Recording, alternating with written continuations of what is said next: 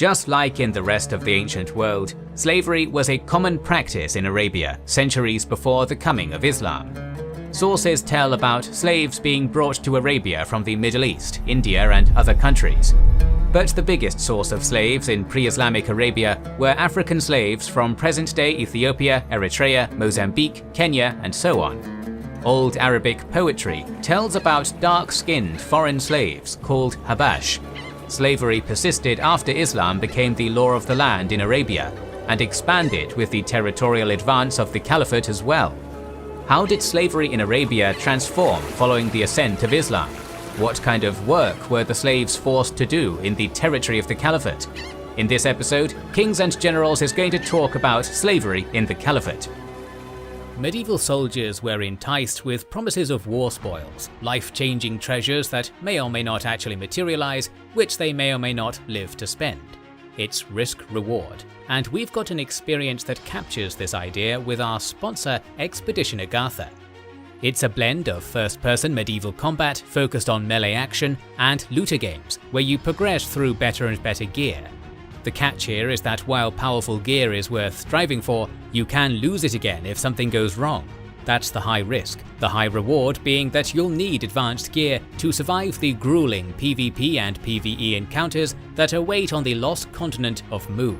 This mysterious land is full of occult treasures, mythical vistas, and of course piles of danger, adventure, and secrets. You can play co-op in parties of 3, or head out solo to fight across this strange land with visceral, brutal combat and tons of weapons and styles to try. On each expedition, you're either a mercenary who risks losing their equipment but enjoys character progression, or a freebooter where you can't progress your quests or skills, but gear is freely given and lost without risk. Pick carefully as you plan your next adventure. The game just launched into early access, and you can check it out on Steam or via our link in the description. Slavery in Arabia goes back to the pre-Islamic Jahiliyyah, ignorance period. Arabia had several sources of slave supply, and the largest among them were conflicts. Arabs would raid bordering Byzantine and Persian provinces for the purposes of getting war booty and slaves, and the Ajami, Iraqi slaves, were prominent among them. Intertribal conflict within Arabia would result in the victorious side taking the surviving members of the losing tribe as prisoners, but most of them were ransomed before they could be turned into slaves. But the majority of slaves were imported from Africa. Mecca was a major trading center of the region at the time, and trade caravans, including those which transported African slaves, were going through Mecca. Arab slave owners would purchase them in Mecca. Also, raiding parties would attack caravans and capture slaves for themselves or sell them later. There were two types of slaves, purchased ones and slaves born in the house of their master. Arabia's climate and terrain limited the scope of work in which slaves could be used, but they would work as servants of rich Arabs, as shepherds, and as caravan guides. Female slaves would also be used for sexual purposes. In theory, Islam saw a natural state of a human being as being free, stated as al-asa huwa il-hurriya. Islam brought some limitations and regulations to slavery in Arabia, but slavery was such an ordinary phenomenon for that age, along with being a fundamental element of Arab society, that it was not possible to outright prohibit slavery. All of the Arab elite, including the Prophet, owned slaves. But at the same time, there are numerous Quranic verses and hadiths describing the emancipation of slaves by the Prophet Muhammad, such as Bilal, who became the first muezzin, caller for prayer in the history of Islam, and Zayd, Muhammad's stepson. During his farewell sermon, Muhammad said, "An Arab has no superiority over a non-Arab, nor a non-Arab has any superiority over an Arab. Also, a white has no superiority over black, nor a black has any superiority over white, except by piety and good action." Historians Neusner and Son argue that prohibiting slavery in the context of 7th century Arabia apparently would have been as useful as prohibiting poverty. It would have reflected a noble ideal, but would have been unworkable on an immediate basis without establishing an entirely new socio-economic system. And its recommendation that slaves be freed is on the same plane as its recommendation that the poor be clothed and the hungry be fed. Thus, slavery was not prohibited in Islam. But the ascension of the Islamic Caliphate led to some reforms in terms of treatment of slaves, their release, and amended procedures related to enslavement. The Quran stated that a slave Muslim is better than a free pagan, that it was better to marry a slave Muslim female than a free pagan. Islam barred Muslims from enslaving other Muslims, called for humane and kind treatment of slaves, and prohibited killing them. The Abbasid Caliph al-Mutasim freed 8,000 of his slaves on his deathbed as manumission was encouraged by Islam. A child born to a freeman father and a slave mother was considered free. This slave woman could not be sold off anymore and would be set free upon the death of the master. The state prohibited freemen from selling their children into slavery as a punishment for debt or a crime. Despite this, the slave population increased due to purchase through military campaigns, commercial purchase, procreation of slaves, and interstate agreements, where the Caliphate insisted on payment of tribute through the import of slaves. People of the book, Jews and Christians, were safe from being enslaved, but Muslims could purchase Jewish and Christian slaves, in case they had become slaves before their purchase, but it was allowed to turn pagans into slaves, even if they would decide to convert to Islam. Moreover, there was a distinction in terms of enslavement between Dar al-Islam, the realm of Islam, and Dar al-Harb, the realm of war. Dar al-Islam was the territory where Islam was prevalent, and therefore the laws of peacetime applied, while Dar al-Harb was the territory dominated by non-believers who did not recognize Allah and Muhammad as his prophet, therefore a peacetime law did not apply there. This loophole was used to import slaves who were already Muslims, or for the castration of slaves, a practice which was prohibited by Islam. Although good treatment of slaves was encouraged by Islam, slaves were essentially rightless. Their testimonies were not admitted at judicial proceedings. Offense against slaves required half of the punishment envisaged for the same offense against freemen. Slaves were not allowed to enter into a contract, and so on. The death rate of slaves was quite high, particularly among those employed for plantation and mining slavery.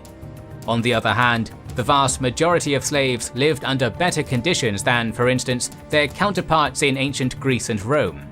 Masters were obliged to provide slaves with medical attention, shelter, and support in old age, and were prohibited from overworking them. They could be forced by Islamic courts to emancipate a slave whom they had mistreated. In some cases, slaves had a contractual right to buy their freedom over time, or be emancipated upon the master's death. The expansion of the Caliphate and its military successes were the primary sources of slave supply. People of different races and beliefs, such as Assyrians, Copts, Persians, Nubians, Berbers, Indians, Greeks, Turks, Slavs, etc., were enslaved by the Caliphate. Slaves were acquired from all over the Middle East, Egypt, Iran, the Caucasus, North Africa, Sub-Saharan Africa, Central Asia, India, Spain, Central and Eastern Europe, even China and Southeast Asia. A significant part of the slave supply of Arabia, even before Islam, was from Africa, with countries like Ethiopia and Nubia being the most prominent in this regard. This continued after the ascension of Islam too, and historian Yosef ben Yochanan argues that jihads were brought to Africa as early as the year 640 AD. The expansion of the Caliphate into Egypt and Sub-Saharan Africa, into what the Arabs called Balad ul-Sudan, the land of the blacks, enabled a higher supply of African slaves into the empire. This supply was both from military conquest and booty, along with treaties signed with African states where they agreed to supply the Caliphate with slaves annually. Moreover, Arabs set up slave trading posts along the southeastern coast of the Indian Ocean, including the archipelago of Zanzibar. This paved the way for the major African slave trade to the Caliphate. Black African slaves were sold in slave markets in Egypt, South Arabia, and the Maghreb. Historian Paul Lovejoy estimates that close to 10 million Africans were shipped out as slaves to Arabia and the Caliphate. According to him, every year 5,000 Africans were brought to Arabia as slaves between the years 650 and 1600. Luis Felipe Jalencastro argues that 8 million African people were sold or sent into slavery through the Oriental and Trans-Saharan slavery routes between the 8th and 19th centuries. Historians might disagree on the numbers, going as high as 30 million, but the truth is that millions of Africans were forced to live and work as slaves in the Caliphate. The slave trade from Africa to Arab countries continued right until the beginning of the 20th century. For instance, slavery in Saudi Arabia was formally abolished as late as 1962, in Oman in 1970. Africa had become a pragmatic choice for slave supply of the Caliphate, as towards the 8th century, most of the borders of the Arab Caliphate had already become more or less stable. There were fewer expansionist wars, which meant there were fewer slaves imported. By then, the Eastern Roman Empire and the Frankish kingdom bordering the Iberian possessions of the Caliphate had become strong enough to oppose further expansion of the Caliphate. Moreover, they were people of the book, and enslavement of Christians was a legally problematic matter.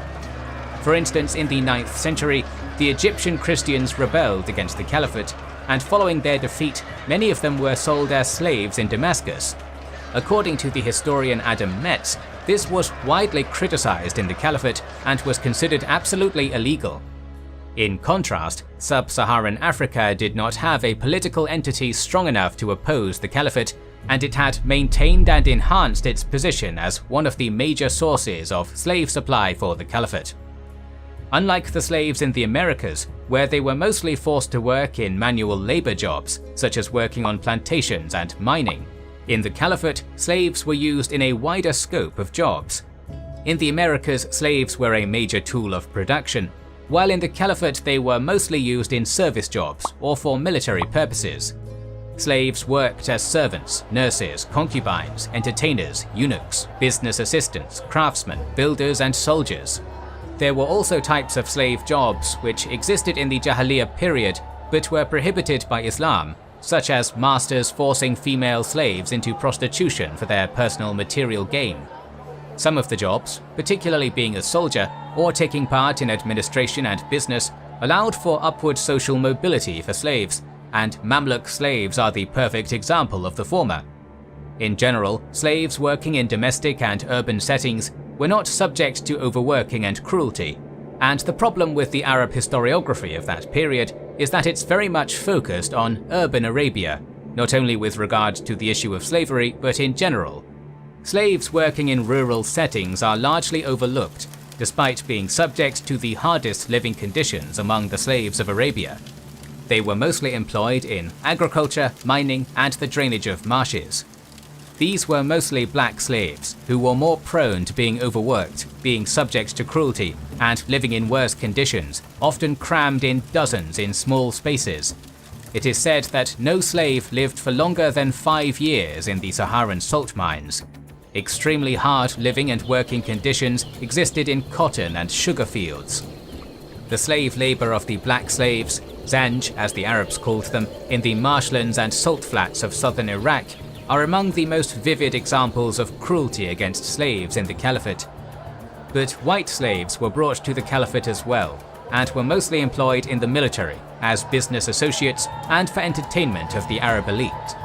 This demonstrated the existence of racial discrimination in the Caliphate, despite the fact that Islam considered all human beings equal regardless of the color of their skin. Most of the white slaves were Slavic and Turkic. Slavs were considered more expensive than Turks, and were brought into the Caliphate through Germany to Spain. Prague was also one of the centers of the slave trade from Europe to the Caliphate. Meanwhile, Turkic slaves were mostly sold in the slave market of Samarkand. A good-looking white slave woman would cost 1,000 dinars. In some cases, this cost would go as high as 10,000 dinars. In contrast, a good-looking black slave woman would cost 150 to 300 dinars. Black male slaves would cost even less. Their purchase was around 25 to 30 dinars. A special category of slaves in the Caliphate were those specialized in arts and entertainment, who were educated by their masters and then sold to the Arab elite for massive sums. 1,000 to 2,000 dinars was the average cost of an entertainer. In 937, the de facto ruler of the Caliphate, Ibn Raik, purchased a popular female singer for 14,000 dinars. While Islam alleviated the suffering of slaves and placed certain restrictions on their abuse and encouraged good treatment of slaves, their lives were extremely hard. Slaves working in agriculture, mining and construction had a shorter lifespan and were more susceptible to ill treatment. One of the sites of cruel and inhumane treatment of slaves was the Basra marshlands in southern Iraq, where black slaves were forced to work under horrible conditions. They rebelled against the Caliphate in 869 and would trouble the state for more than 2 decades. In our upcoming episode, we're going to talk about the Zanj Rebellion, so make sure you are subscribed and have pressed the bell button to see it. Please consider liking, commenting and sharing, it helps immensely. Our videos would be impossible without our kind patrons and YouTube channel members, whose ranks you can join via the links in the description to know our schedule, get early access to our videos, access our Discord, and much more. This is the Kings and Generals channel, and we will catch you on the next one.